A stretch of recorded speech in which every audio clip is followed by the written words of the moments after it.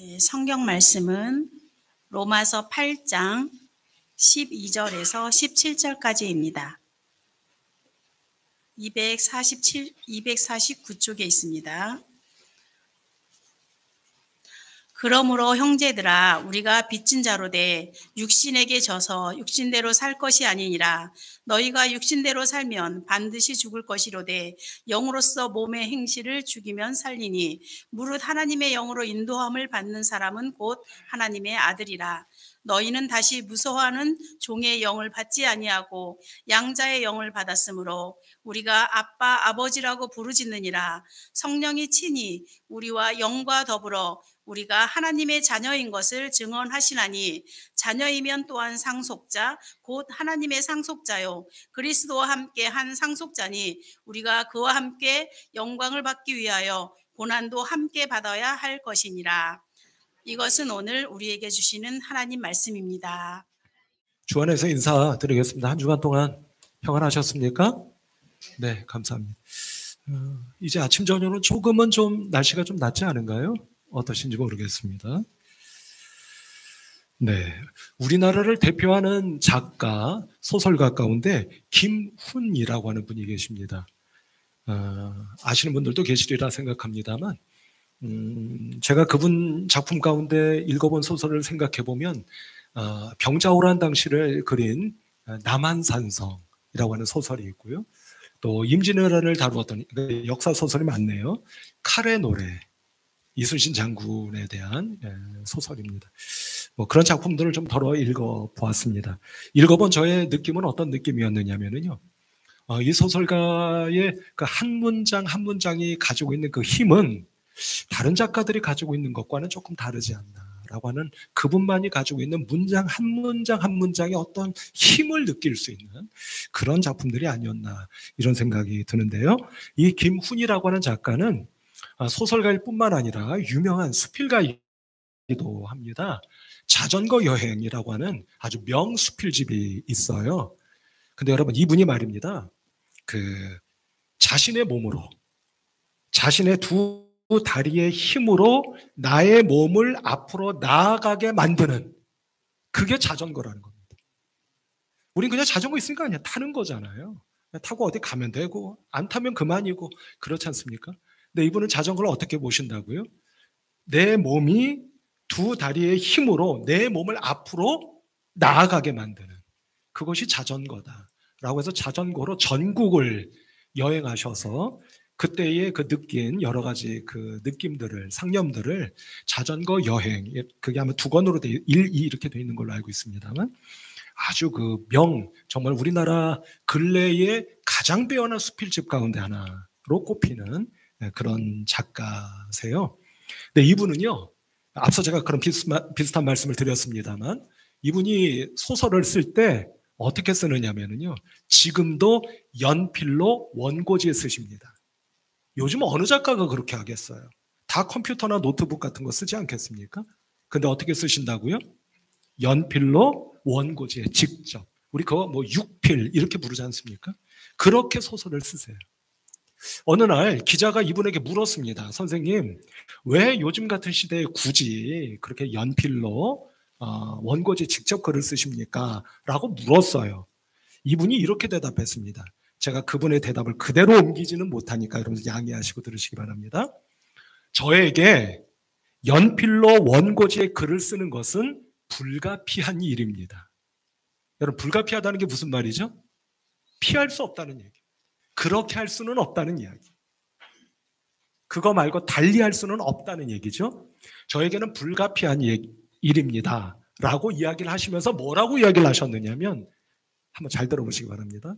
저의 글이 제 몸과 함께 앞으로 나아가는 것을 느낄 때 글이 쓰여지기도 하거니와 글이 쓰여지는 기쁨을 제가 느낍니다. 이야, 역시 작가는 다르죠? 기가 막힌 얘기 아닙니까? 저의 글이 제 몸과, 왜 손으로 쓰니까 제 글이 제 몸과 함께 앞으로 나아가는 것을 느낄 때 글이 쓰여지기도 하거니와 글 쓰는 기쁨을 제가 느낍니다. 라고 대답하셨어요. 하셨습니다. 아주 인상 깊은 말이라는 생각이 드는데요.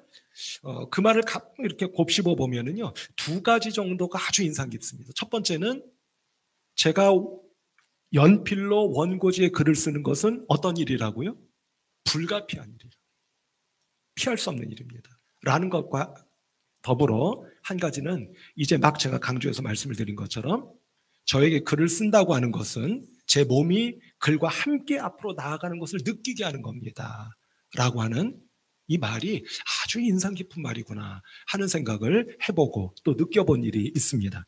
그러니까 이분에게 당신의 글이라고 하는 것은 뭐냐면 우리 흔히 그렇게 이야기하죠. 당신 자신의 분신과 같은 거죠. 분신과 같은 겁니다. 아울러서 제가 조금 생각을 해보니까 조금 그 낱말이 조금 어려운 낱말일 수도 있을 것 같기는 합니다만 그분의 글과 작품은 그분의 생각과 그분의 몸의 연장인 거예요. 연장인 겁니다. 우리 보통 축구 경기를 했는데 승부가 안 나요. 전반 후반 승부가 안 납니다. 그럼 뭐 하죠? 연장전. 이라고 할 때 그 연장입니다. 이어지는 거예요. 이어지는 거.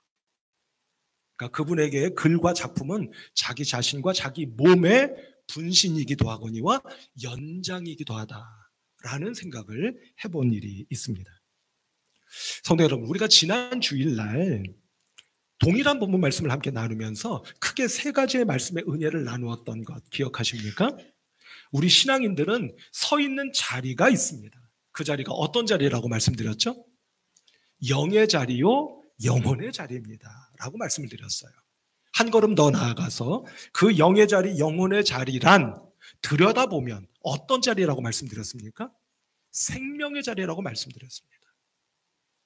우리가 이처럼 생명의 자리인 영의 자리, 영혼의 자리 위에 굳게 서 있을 때 사도 바울이 말씀하는 말씀의 표현을 그대로 빌어 말씀을 드리면 우리가 하나님의 영의 인도하심을 받을 때 우리는 하나님의 휘오이, 하나님의 아들로서 삶을 살아갈 수 있게 됩니다 하는 말씀을 나누어 드렸습니다.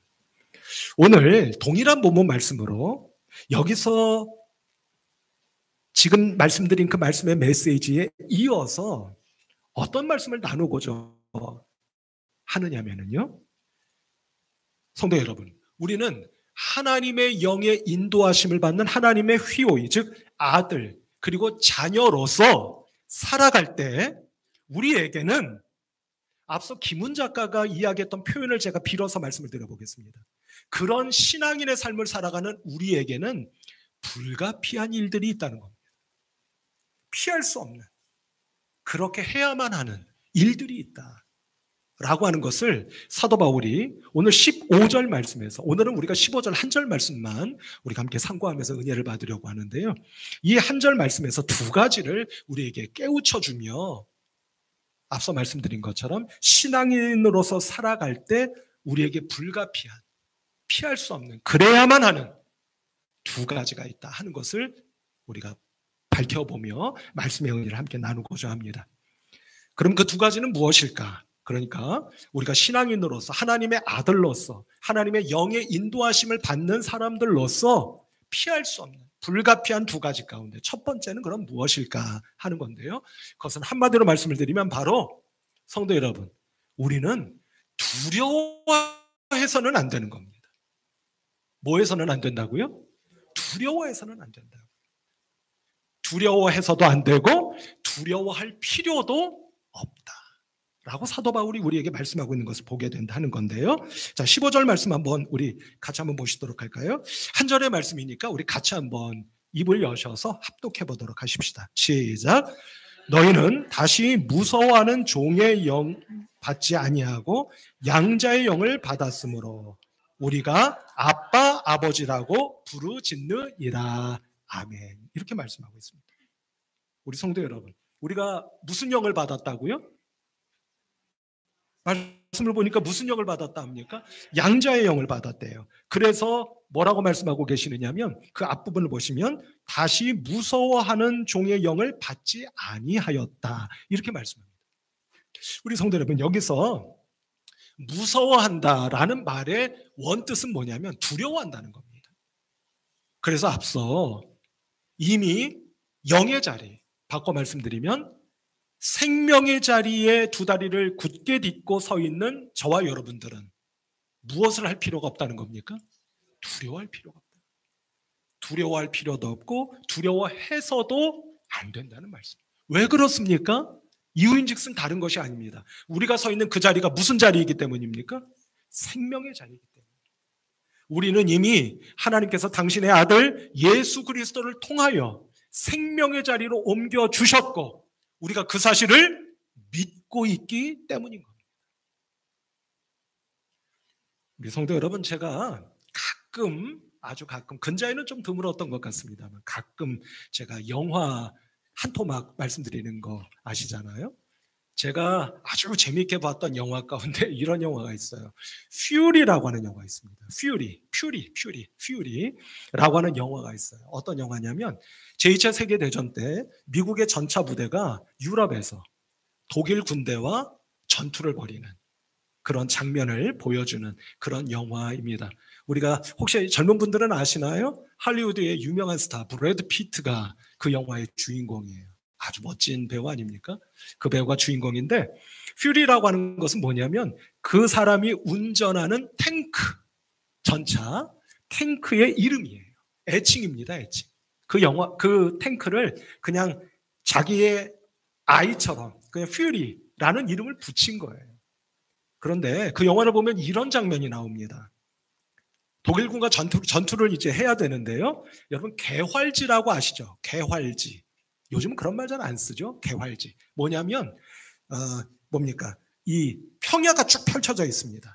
평야가 쭉 펼쳐져 있고, 아무것도 우리를, 그러니까 나 자신이 적군의 공격에서 보호할 수 있는, 엄폐할 수 있는 곳이 없어요. 그곳을 지나가야 됩니다. 지나가야 되는데 그 개활지 끝에는 숲이 우거져 있어요.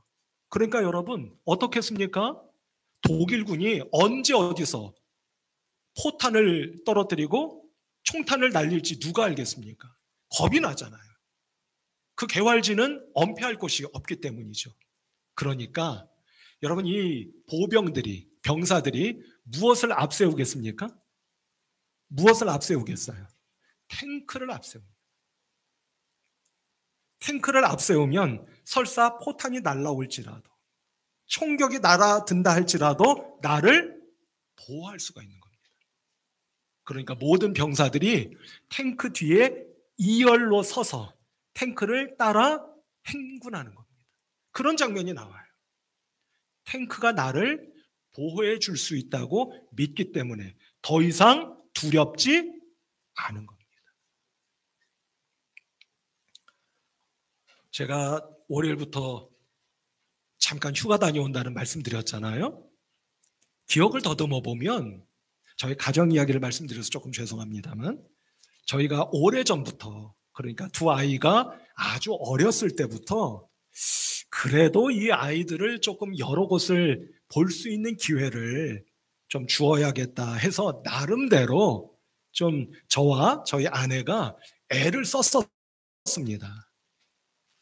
그런데 아이들과 함께 휴가를 가면 제가 꼭 조금은 안타까웠다고 해야 될까요? 조금은 아이들에게 섭섭했다고 해야 될까요? 여기 좀 들으면 어떨지 모르겠습니다만 그런 게 있었어요.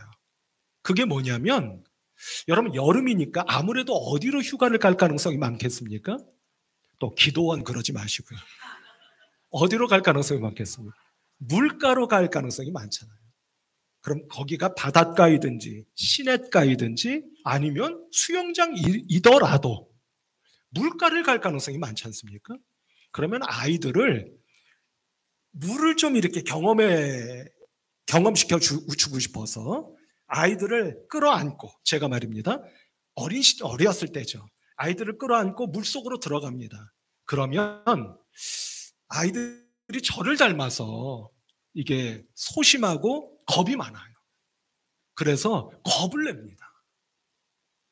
그러면 아빠인 저는 제가 아이들을 안고 있으니까 두려워하지 않고 물속으로 적극적으로 뛰어들면 좋겠다 하는 바람이 있는데 아이들은 물에 들어가는 그 순간부터 울기 시작합니다. 그렇게 겁이 나나 봐요. 그럼 제가 어떻게든 그래도 물에서 좀 놀게 하기 위해서 얼르기도 하고 달래기도 하고 또는 혼내기도 하고 그랬던 기억이 납니다. 근데 아무리 해도 아이들이 울음을 그치지를 않아요. 그래서 결국은 다시 물 밖으로 나오게 되었던 경험이 꽤 있습니다. 그때마다 제 마음이 어땠겠어요? 앞서 말씀드린 것처럼 안타깝기도 하고 또 섭섭하기도 한 거예요. 우리 성도 여러분, 왜 섭섭하죠? 뭐가 섭섭합니까? 다른 사람이 아니라 누가요? 제가요. 아빠인 제가 아이들을 안고 있음에도 불구하고 두려워하는 겁니다. 우리 성도 여러분, 마찬가지 아니겠습니까? 하나님께서 우리에게 양자의 영을 부어주셔서 더 이상 무서워하지 말라고, 두려워할 필요가 없다고 우리에게 은혜를 베푸시고 말씀하고 계심에도 불구하고 우리는 혹 지금도 두려워하거나 무서워하고 있는 것은 아닙니까? 하는 것입니다.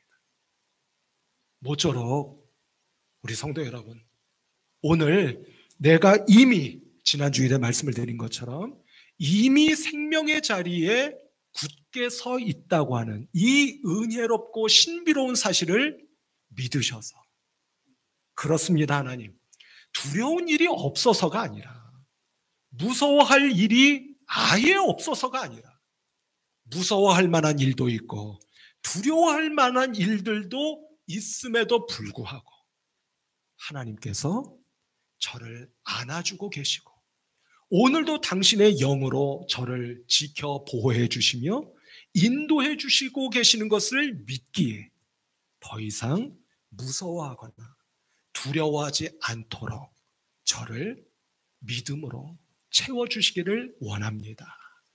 기도하셔서 지금 이 시간조차도 우리들의 마음에 틈타려고 하는 그 두려움과 무서움을 예수 그리스도의 이름으로 물리칠 수 있는 우리 성도 여러분들 모두가 되시기를 주님의 이름으로 축복합니다. 한 걸음만 더 나아가면 혹시 가정으로 돌아가셔서 가족 성원들 가운데 뜻하지 않은 일들 때문에 두려워하거나 안타까워하거나 무서워하거나 방황하고 있는 가족 성원들이 계시지 않을까요? 그분들에게 오늘 댁에 가셔서 꼭 축복하시기를 바랍니다. 나도 두렵다고, 나도 무섭다고, 그러나 하나님께서 나를 지켜주실 것을 나는 믿는다고, 하나님께서 나를 끝까지 돌봐주시고 보호해 주실 것을 나는 의심하지 않는다고. 그래서 더 이상 우리 두려워하지 말자고, 무서워하지 말자고, 하나님께서 주시는 힘을 내보자고 축복하실 수 있는 여러분들이 꼭 되실 수 있기를 주님의 이름으로 축복합니다. 한 가지 제가 이 부분에 대해서 덧붙여 말씀드리고 싶습니다. 그것은 무엇이냐면 말씀을 가만히 보면은요, 15절 말씀, 양자의 영을 받았다 이렇게 말씀하고 계셔요. 아니 성도 여러분, 엊그저께 지난 주일날 우리가 14절로 올라가시면 곧 하나님의 무엇이라 이렇게 말씀합니까? 아들이라 이렇게 말씀하셨어요. 그런데 한 절 사이에 사도 바울이 변심한 걸까요? 왜 이번에는 양자의 영을 받았다고 말씀하실까? 이 궁금한 겁니다. 우리 성도 여러분, 이것은 아마도 이런 의미가 아닐까 싶어요. 그거는 뭐냐면 사도 바울이 아무래도 예수님과 우리를 구분하려고 하시는구나 라는 생각을 해보게 된다는 거예요. 쉽게 말씀드리면 예수님은 누구시라는 겁니까? 하나님의 친아들. 우리는 누구라는 거예요? 양자. 바꿔 말하면 아들로 삼아주셨다 라는 뜻을 우리에게 가르쳐 주시는 것이 아니겠느냐, 이런 생각이 들어요. 그러나 성도 여러분, 하나도 섭섭하실 것이 없어요. 왜 그러냐면 우리가 로마서를 읽은 것 아닙니까? 그럼 로마서는 사도 바울이 누구에게 띄운 편지의 말씀입니까? 로마에 있는 성도들에게 띄워보낸 편지예요.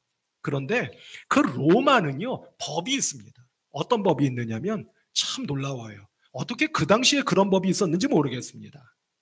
친아들과 아들로 삼은 양자의 법적 지위나 권리가 하등의 차이가 없어요. 그러니까 우리 성도 여러분들이 아니 지난 주일에는 아들이라고 해놓으시고서 왜 오늘은 양자라 하시는가? 섭섭해 하실 필요가 있습니까? 없습니까? 아주 그래도 섭섭하셔요? 아유, 그거는 제가 어떻게 할 수가 없는 거고요. 그러실 필요가 없다. 이렇게 말씀드릴 수 있겠다 하는 겁니다. 우리 성도 여러분, 하나님의 영을 힘입어 인도하심을 힘입어 살아가는 우리 성도 여러분들이 하나님의 자녀로 살아가는 데 있어서 불가피한 일, 그 첫 번째가 무엇이라고 말씀드린 겁니까? 두려워할 필요가 없으십니다. 두려워하셔서도 안 되는 거예요 라고 사도 바울이 우리에게 말씀하는 말씀의 은혜인 겁니다. 두 번째는 이겁니다. 이어지는 말씀 부분을 보도록 할까요? 양자의 영을 받았으므로 하시고서 뭐라고 말씀합니까? 우리가 아빠 아버지라고 부르짖느니라. 아멘. 이렇게 말씀하고 계셔요. 우리 성도 여러분, 이 말씀을 가만히 보면 조금 의아스러운 부분이 있지 않으십니까? 어떤 부분이 그러실까요? 아니, 사도 바울이 말씀을 기록하실 때 그냥 아빠면 아빠고 아버지면 아버지지 뭐라고 기록하고 계세요? 아빠, 아버지 이렇게 기록하고 있는 거예요. 이게 대체 무슨 뜻일까 하는 생각을 해보게 되는 겁니다. 그것은요, 성서학자들 가운데 일부는 이렇게 말씀하세요. 뭐라고 말씀하시느냐면, 여러분 여기서 아빠, 아버지라고 할 때 아빠는 여러분 원래 유대인들이 이스라엘 사람들이 일상어로 쓰고 있던 아람어입니다. 아람어. 그 당시에 쓰고 있던 그들의 말이에요. 근데 여러분 잘 아시죠? 아람어로 아빠라고 하는 이 말씀은 우리말로 하면 뭐가 됩니까? 우리말로 하면 뭐가 돼요? 힌트를 드릴까요? 그대로 하시면 됩니다. 맞습니다. 이렇게 말을 들으셔야 되는 거예요. 아빠라고 하는 아람어의 뜻은 말 그대로 아빠예요. 참 놀랍죠? 공교롭습니다. 아람어의 발음과 우리 한국어의 발음이 같아요, 달라요? 같아요. 똑같습니다. 그러니까 아빠라고 하는 말은 무엇이냐면 아버지를 아주 친근하게 부르는 호칭이에요. 그러니까 어린아이들이 아빠가 지나갈 때 아빠라고 부르는 것과 매한가지다. 이렇게 보시면 틀림이 없는 거예요. 근데 바로 이어지는 아버지라고 하는 말이 있지 않습니까? 이 말씀은 헬라어로 되어 있어요. 이 말은 뭐냐면 호파테르, 헬라어로 되어 있습니다. 그러니까 성도 여러분, 아람어로 되어 있고 헬라어로 되어 있네요.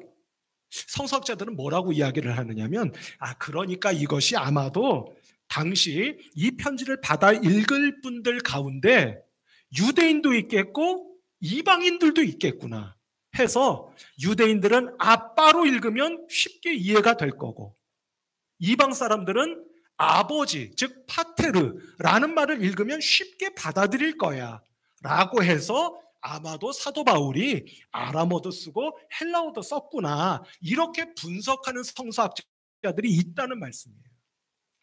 그거는 성서학자들의 이야기인 겁니다. 성도 여러분, 저는 오늘 이 시간에 이 말씀을 이렇게 말씀드리고 싶어요. 이 말씀은 정말 신비롭고도 은혜롭기 그지가 없는 말씀입니다. 왜 그러냐면 이런 거예요. 성도 여러분, 이제 말씀을 한 절 보실 텐데 이 두 말씀은요, 한마디로 말씀을 드리면 우리가 하나님과 맺어야 하는 영적 관계를 아주 잘 표현해서 말씀해 주고 계시는 거다. 이렇게 말씀드릴 수가 있겠다 하는 겁니다. 자, 여호수아서 말씀을 한번 보도록 할까요? 한번 보시죠. 여호수아서 22장 말씀입니다. 22장 5절 같이 한번 읽어보도록 할까요? 한번 천천히 같이 한번 읽어보시죠. 시작. 오직 여호와의 종 모세가 너희에게 명령한 명령과 율법을 반드시 행하여 너희의 하나님 여호와를 사랑하고 그의 모든 길로 행하며 그의 계명을 지켜 그에게 친근히 하고 너희의 마음을 다하며 성품을 다하여 그를 섬길지니라 하고. 아멘. 성도 여러분, 조금 전에 15절, 오늘 본문 말씀 로마서 8장 15절 말씀의 하반절이 하나님과 우리가 맺어야 하는 영적 관계를 말씀하는 것 같다라고 여러분께 말씀드렸습니다. 이 여호수아의 말씀은 그런 의미에서 저는 아주 중요한 말씀이라고 생각합니다.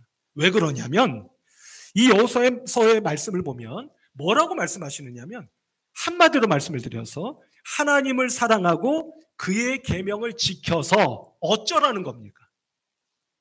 그겁니다. 바로 다시 한번요. 하나님을 사랑하고 그분의 계명과 말씀을 지켜라 라고 말씀하시면서 그래서 어쩌라는 거예요. 두 가지를 말씀하고 있는 겁니다. 첫 번째는 뭐죠?